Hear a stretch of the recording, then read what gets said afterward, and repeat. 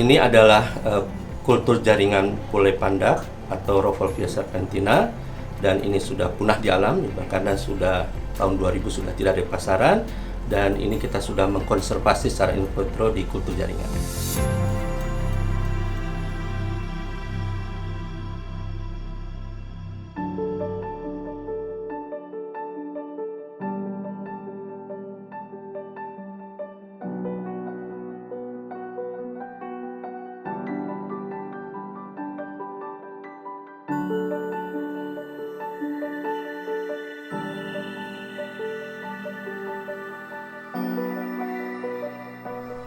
Assalamualaikum warahmatullahi wabarakatuh. Jadi pagi ini kita akan melakukan pelatihan teknik perbanyakan tanaman hias dan up to date ya, dengan menggunakan hormon, dengan menggunakan zat mutasi variegata, dengan menggunakan zat penghambat yang harapannya nanti akan menghasilkan tanaman-tanaman yang bervariasi dan berkualitas tinggi.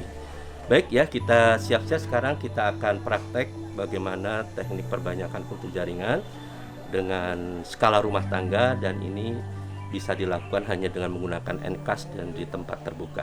Baik, kita mulai.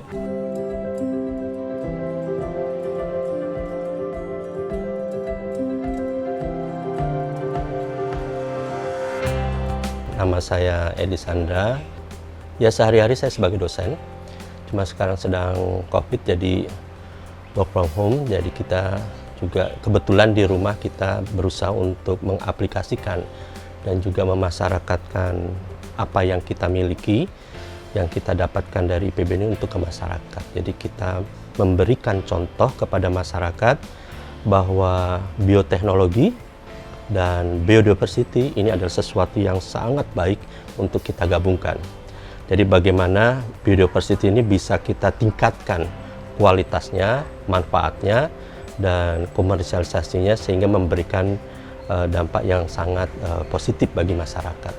Jadi saat ini sedang ramai orang membicarakan mengenai tanaman hias, khususnya houseplant.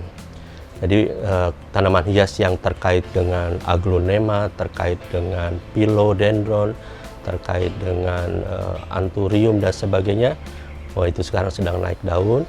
Dan kita tidak hanya mengajarkan kepada masyarakat itu bagaimana berdagang, tapi kembali kayak tadi itu bagaimana asupan bioteknologi ini menjadi pendongkrak pendapatan mereka.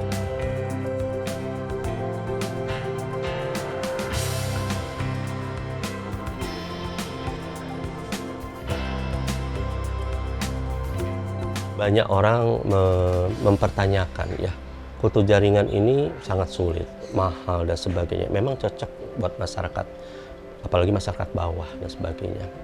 Nah, berdasarkan pengalaman kita yang tadi itu dari tahun 94, memang betul sekali bahwa untuk masyarakat kecil itu tidak mungkin untuk bisa menelan itu semua, menganalisa itu semua. Tapi kalau mereka diberi contoh, dilatih mengerjakan, mereka sanggup kan gitu. Bahkan lulusan SD pun atau tidak sekolah pun, itu pegawai saya ada yang itu mereka terampil sekali kan gitu ya. Jadi kalau mereka dilatih mengerjakan, ya mereka bisa. Tapi jangan disuruh untuk berpikir, untuk menganalisa kan gitu ya. Kalau hanya untuk melakukan bisa. Nah, berkaitan dengan itu maka kita membuat satu konsep namanya program inti plasma. Pengembangan kultur jaringan berdasarkan inti plasma. Semua teknologi itu kita setting. Yang susah-susah kita yang atur, mereka hanya melaksanakan. Kayak ibu-ibu Makodes itu, wah mereka tampil memperbanyak kan gitu ya. Tapi jangan disuruh memasarkan. Mereka hanya memperbanyak kayak gitu udah hebat kan gitu ya. Untuk membudidayakan memperbanyak hebat. Tapi kita harus support bagaimana memasarkan dan sebagainya. Nah itu dibantu oleh link Esaflora. Jadi Esaflora yang memasarkan mereka dan sebagainya. Ada pelatihan, mereka sudah jadi instruktur. Nah sekarang juga kita sedang mengembangkan pola-pola seperti itu. Kita sedang mendapatkan bantuan dari Dinas Pertanian Kabupaten untuk membantu kelompok tani tanaman buah khusus alpukat di Sukahati.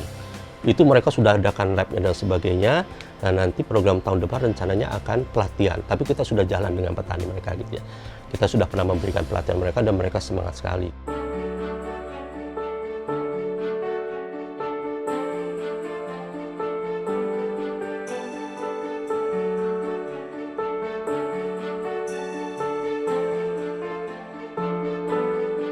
ini salah satu kultur jaringan tanaman ini yang lagi ngetop untuk ekspor. Kita kerjasama, yaitu tanaman Philodendron White Knight, itu bagus untuk ekspor. Nah, ini setelah proses inisiasi selama 3 bulan, kemudian kita perbanyak dalam bentuk perbanyakan seperti ini.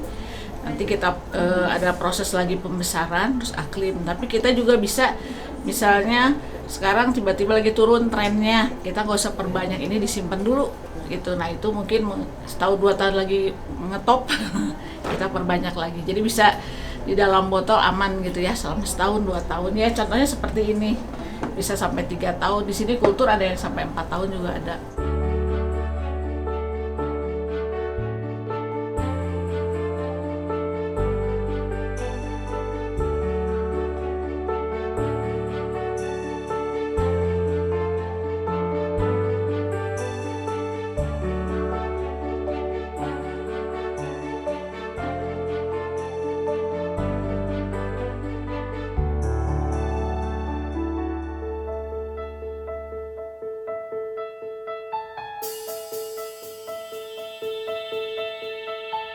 Jadi tahapan kultur jaringan itu memang cukup panjang ya, sehingga kembali tadi itu banyak orang yang begitu mengetahui, oh ternyata susah ya. Sebenarnya bukan susah itu ya, tinggal bagaimana si orang tadi itu kuat apa tidak, ulet apa tidak melakoni setiap tahapan rigid yang demikian teknis tadi itu.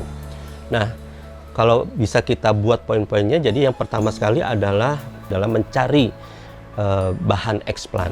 Nah, mencari bahan eksplan ini adalah harus tahu kita bagian tanaman mana yang bisa digunakan sebagai eksplan. Nah, itu terutama adalah bagian pucuk apikal ya, kultur meristem, dan juga satu bagian lateralnya. Nah, setelah kita ambil, kemudian baru eksplan ini diproses ya. Dan di prosesnya tadi itu ada 2 sebenarnya untuk sterilisasinya. Yang pertama ada sterilisasi di luar laminar, kemudian yang kedua adalah sterilisasi di dalam laminar. Itu proses sterilisasi itu. Lumayan itu prosesnya, tahapnya panjang tadi itu. Nah, sterilisasi tadi itu gunanya apa? Karena bahwa si eksplan ini kan nanti akan memasuki botol yang steril. Jadi dia tadi itu, si eksplannya harus steril, cara nanamnya harus steril, orangnya harus steril, lingkungannya harus steril. Itu kenapa susahnya kultur jaringan. Kontaminasi itu menjadi permasalahan utama dalam kultur jaringan tadi itu. Begitu kita tanam tadi itu, setelah disterilisasi kita tanam, itu namanya inisiasi ya. Jadi mencari eksplan, terus kemudian sterilisasi tadi itu, kemudian inisiasi. Nah, setelah inisiasi kemudian diinkubasi. Diinkubasi itu ditaruh di ruang-ruang rak kultur tadi itu, ditumbuhkan dalam suhu yang memadai kan gitu ya, dengan sinar yang memadai. Nah, itu dia bisa tumbuh dengan baik karena makanannya juga sudah kita setting tadi itu.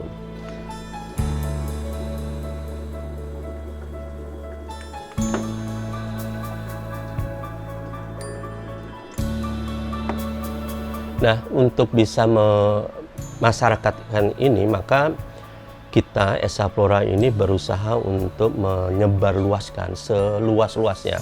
Jejaring kita itu sebagian besar adalah mahasiswa. Dan saya memang memberikan suatu akses yang sebebas-bebasnya buat siswa dan mahasiswa se-Indonesia boleh praktek di sini. Gitu ya. Esa Flora terbuka untuk generasi muda untuk belajar di Esa Flora.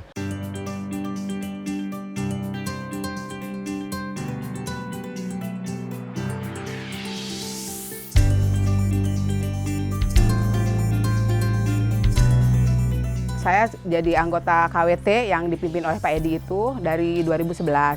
Jadi semua anggota KWT itu sama Pak Edi dilatih kultur jaringan. Dan semua juga di pelatihan dulu.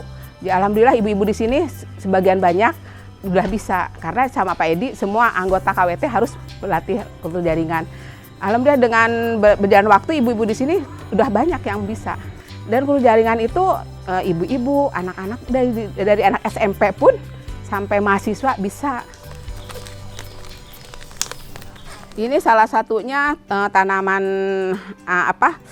Anthurium sirih ya. Ini kemarin aklim dari botolan dari tanaman yang saya tanam, alhamdulillah udah menjadi dari botolan, udah jadi begini. Dan lagi ini itu namanya Aglonema rotundum. Dari botol sekecil ini, tapi memang kalau kita rajin, insya Allah bisa jadi itu.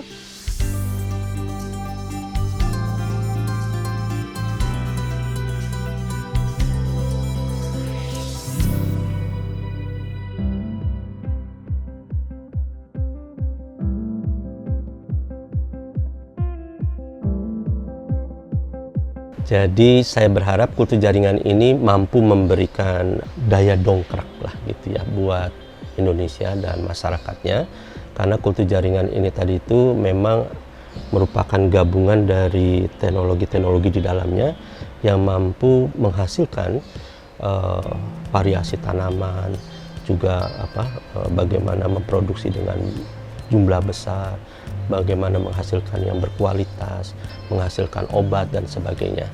Nah, ini semuanya sangat hebat kalau diaplikasikan di masyarakat ya, baik itu hortikultura, baik itu di perkebunan, pertanian, kehutanan dan sebagainya.